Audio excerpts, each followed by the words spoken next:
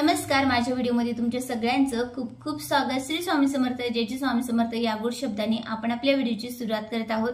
तुम्ही सगळ्यांनी टायटल बघितलं असेल की आज आपण कशाबद्दल माहिती सांगणार आहे। अर्थातच पहिला जो सोमवार आहे त्या दिवशी कोणती मूठ व्हावी, त्याचबरोबर सोमवारचं महत्त्व काय आहे आणि कोणता उपाय केल्याने आपल्याला फायदा होणार आहे, ही संपूर्ण माहिती या व्हिडिओमध्ये आज आपण बघणार आहोत। सगळ्यात पहिले म्हणजे महत्त्व जाणून घेऊया। आषाढी देवशयनी जी एकादशी असते त्या दिवशी भगवान श्री विष्णू जे आहे योग निद्रेमध्ये चालल्या जातात आणि संपूर्ण चातुर्मासाचं पालन तत्व जे आहे महादेवांवर येऊन पोहोचतं।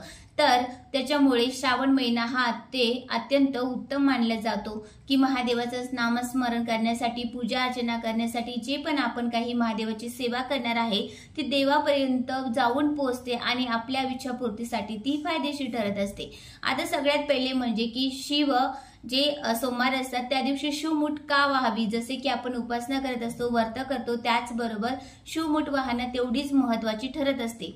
तर शिवमूठ जे आहे ती 4 प्रकारचे असतात, म्हणजेच की जसे की पहिले जे सोमवार असते त्या दिवशी तुम्ही तांदूळ आणि दुसऱ्या सोमवारी जे आहे तीळ असतात, मूग असतात, जवस असतात, सातू असतात। ह्या ज्या राशी आहेत ना, हे धान्यामध्ये तर बरकत देतच असतात, त्याचबरोबर आपली इच्छापूर्तीसाठी आणि आपल्या घरामध्ये सुख शांती लाभण्यासाठी सुद्धा तेवढेच फायदेशीर ते ठरत असतात। त्यामुळे ह्या राशी सुवासनी ज्या बाया असतात, म्हणजे की ज्याचं नेमकंच लग्न झालेलं असतं ते हे व्रत करत असतील तर हे नक्कीच शिवमूठ जी आहे ती वाहिली जाते। आता त्याचबरोबर भगवान शिव यांचा जे आहे ते जप केला जातो।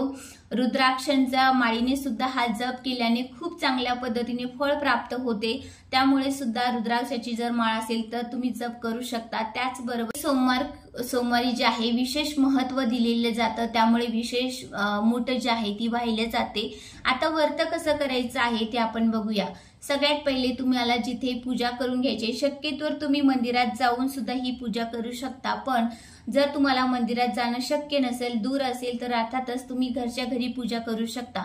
अगदी सोप्या पद्धतीने ही पूजा केली जाते। जिथे तुम्हाला पूजा मांडायची आहे ती जागा स्वच्छ करून घ्यायची, एखादा पाट किंवा चौरंग मांडायचा आहे, त्यावर छान पद्धतीचे एखादं वस्त्र आथरून घ्यायचं आहे, त्यावर तुमच्याकडे जर पिंड असेल तर पिंड ठेवा किंवा मग एखादा फोटो सुद्धा चालेल।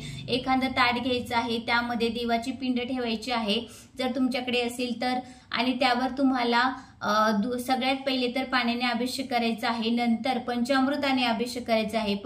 पंचामृत जे असते त्यामध्ये दूध, मध, पाणी हे सगळं जे असते, दही, त्याचबरोबर हे सगळं मिश्रण केलं जातं आणि पंचामृताने महादेवाचा अभिषेक केला जातो। अत्यंत शुभ हे मानलं जातं, आपल्या आयुष्यामध्ये अनेक बदल घडून आणतात, त्याच्यामुळे तुम्ही असं पंचामृताने हे अभिषेक करून घ्यायचा आहे। त्यानंतर स्वच्छ देवाची मूर्ती साफ करून घ्यायची आहे। त्यानंतर देवाला जे आहे तुम्हाला बेलपत्र अर्पण करायचं आहे। 108 बेलपत्र तुम्हाला अर्पण करायचं आहे, ते तुम्ही आदल्या दिवशी आणू शकता। आदल्या दिवशी आणून ठेवून जे आहे बेलपत्र कधी सुद्धा शिळ होत नाही, त्यामुळे तुम्ही दुसऱ्या दिवशी ते अर्पण करू शकता। त्याचबरोबर तुमच्याकडे जर फुलं असतील, शक्यतोवर पांढऱ्या रंगाची फुलं देवांना अर्पण केली जातात। जर तुम्हाला ते मिळत असतील तर नक्कीच तुम्ही पांढऱ्या कलरची जे फुलं आहेत ते देवाला अर्पण करा। त्याचबरोबर नैवेद्य दाखवायचा आहे। त्या दिवशी तुम्हाला ओम नमः शिवाय असा 5 शब्दांचा जो मंत्र असतो त्याचा जप करायचा आहे। त्या शिवाय सोमाये नमः हा मंत्र सुद्धा तुम्ही जप करू शकता। जेव्हा तुम्ही अभिषेक करत असाल किंवा जेव्हा तुम्ही बेलपत्र अर्पण करत असाल तेव्हा हा मंत्र तुम्हाला म्हणायचा आहे। किंवा दिवसातून आता शक्यतोवर काय होतं की आपलं कधी कधी आपण खूप कामात असतो, मग हे जर आपल्याकडून जप झाला नाही तर तुमच्या दिवसभरातून तुम्ही कधी सुद्धा या मंत्राचा जाप करू शकता। आता रुद्र हा मंत्र तुम्ही करू शकता। आता शक्यतोवर झालं तर मंदिरात जाऊन जर ही पूजा केली तर खूप चांगल्या पद्धतीने फळ आपल्याला मिळू शकते, कारण तिथे जे आले जाते। पण अर्थातच जर नसेल जाणं शक्य होत तर तुम्ही तुमच्या घरी सुद्धा अगदी स्वच्छता करून जे आहे, सकाळी स्नान करून जे आहे, या सगळ्या विधी जे आहे तुम्ही सकाळी सकाळी करू शकता किंवा मग संध्याकाळी करू शकता। आता उपवास केल्यानंतर व्रत जेव्हा आपण करत असतो कोणतंही, तेव्हा संकल्प करायचा असतो, आपली इच्छा देवाला सांगायची असते आणि इच्छा सांगून जे आहे तुम्ही संकल्प करू शकता। म्हणजे की 4 सोमवार आपले पडणार आहे तर 4 सोमवार जे आहे तुम्ही हे व्रत अशाच पद्धतीने करू शकता। पिंडीला चंदनाचा टिळा लावायचा आहे। त्याचबरोबर तुम्हाला बेलपत्र वाहिल्यानंतर जे आहे पांढऱ्या फुलं शकता की तुमच्याकडे जेवढे पांढरे फुलं आहे तेवढे तुम्ही देवांना वाहू शकता। त्याचबरोबर पार्वती माताची सुद्धा पूजा करायची आहे, आरती म्हणायची आहे, नैवेद्य दाखवू शकता। नैवेद्यामध्ये तुम्ही देवाला खडी साखर दाखवू शकता, गुळ खोबरं सुद्धा दाखवू शकता। आणि त्याचबरोबर जे आहे उपवासाचं कसं करायचं आहे, जर तुम्ही उपवास धरला असेल तर अर्थातच तुम्हाला तामसी पदार्थ उपवास सोडताना घ्यायची नाही। तुम्ही दिवसातून एक वेळेस उपवास कधी सुद्धा सोडू शकता, जेव्हा तुमची पूजा पूर्ण झाली असेल तेव्हा तुम्ही सोडू शकता। त्यामध्ये तुम्ही उपवासामध्ये तामसी पदार्थ घेऊ नका। काही ठिकाणी मीठ सुद्धा खाल्ल्या जात नाही, तर तुम्ही शक्यतोवर जे आहे तामसीमध्ये कांदा लसूण पदार्थ जास्त येतात तर हे वर्जित मानायचे आहे आणि या आपला उपवास आपण सोडून घ्यायचा आहे। मग तुम्ही उपवासाला जे स्वयंपाक करत असाल तो तुम्ही देवाला दाखवू शकता।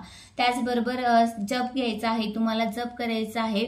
तुम्ही कोणताही एखादी कथा महादेवाची वाचू शकता, म्हणजे की शिवलीला अमृत असो किंवा मग अनेक कथा जे आहेत देवाच्या आहेत तर कोणती ते अशा पद्धतीने केले जाते। त्याचबरोबर तुम्ही दान करू शकता। जर तुम्ही सोमवारी जे आहे पांढऱ्या वस्तूचं दान केलं तर खूप चांगल्या पद्धतीने फायदा होतो। जर तुम्ही मंदिरात वगैरे जात असाल तर पेढा दान करू शकता किंवा मग कोणतीही पांढरी वस्तू जी आहे ज्या लोकांना गरज आहे त्या लोकांना सुद्धा दान करायचं आहे। जे आपण शिवमूठ वाहणार आहोत, शिवमूठ वाहत असताना जे आपले उरले, जर आपण घरी पूजा केली असेल तर ते तांदूळ असतील तर ते तांदूळ जे आहे तुम्हाला दुसऱ्या दिवशी गरजू व्यक्तींना व्हायचे आहे, द्यायचे आहे। आणि जर ते शक्य नसेल तर अर्थातच आपल्या जी गच्ची असते किंवा त्यावर तुम्ही पक्षी असतात त्यांना खाण्यासाठी सुद्धा ते टाकू शकता। त्याचबरोबर आता पक्षीही नसतील तर अर्थातच तुम्ही ते पाण्यात सोडून द्यायचे आहे। आता उपाय काय करायचा आहे तर अगदी साधा आणि सोपा उपाय करायचा आहे। जेव्हा तुम्ही देवाचा अभिषेक वगैरे झाल्यानंतर तुम्हाला काय करायचं आहे की केशर मिश्रित जे दूध असते ते देवाला अर्पण करायचं आहे। तर यानं काय होतं, या उपाय जर आपण सतत सध्या दूर होतात, व्यवसायामध्ये भरभराट होते, घरामध्ये सुख शांती प्राप्त होण्यासाठी खूप चांगल्या पद्धतीने मानला जातो। त्यामुळे केशरयुक्त दूध तुम्ही नक्की देवाला अर्पण जे आहे आपण जेव्हा देवाला अर्पण करणार आहोत तेव्हा एक वसा म्हणायचा आहे। ज्या विवाहित महिला हे व्रत करत आहेत आणि बघा जे आपण मूठ दान करत असतो म्हणजे अर्थातच त्यावर भर मानल्या जाते, खूप चांगल्या पद्धतीचा फायदा त्याने होत असतो। त्याच्यामुळे कोणता वसा आपल्याला घ्यायचा आहे आणि काय म्हणायचं आहे मी तुम्हाला ते सांगते। शिवा शिवा महादेवा ईश्वरा देवा, सासू सासरी देर भाया, जावा भर तारा, न आवडीची कर रे देवा। हा वसा तुम्हाला म्हणायचा आहे आणि जे शिव जे मूठ आहे ती आपल्याला शिव महादेवाच्या पिंडीवर वाहायची आहे। असं करून ही सगळं व्रत जे आहे ते आपल्याला करायचं आहे। अत्यंत उपयुक्त माहिती होती, नक्कीच तुम्हाला आवडली असेल।